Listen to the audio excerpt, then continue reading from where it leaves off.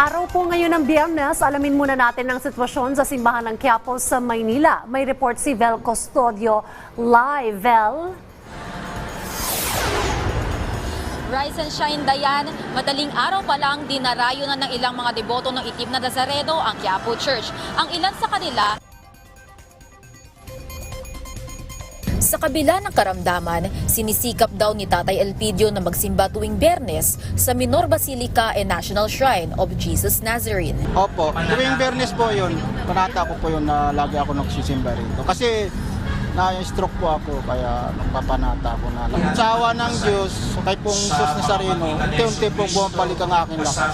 Kaya inaagaan ko pagsimba para maaga rin ako makauwi, para hindi masyadong mainit. Every Friday talaga sa umaga. Kasi sa panahon ngayon, sobrang init eh. Medyo umiiwas tayo sa init, di ba? Kaya inaagahan namin ang simba.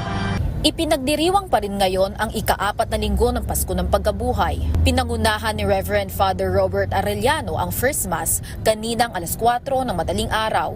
Sa homily, isinalaysay na huwag mangamba dahil sinasamahan tayo ng Diyos sa anumang oras at panahon ng ating pamumuhay. Samantala, kahapon naman, ipinagdiriwang din sa simbahan ng Quiapo ang pista ni San Marcos.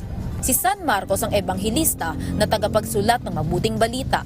Sa misa, sinabi ni Reverend Father Paul Enrique Gungon na patuloy pa rin dapat magpahayag ng mabuting balita sa kabila ng maraming negatibong balita at pagkalat ng misinformation. Maraming salamat, Vel Custodio.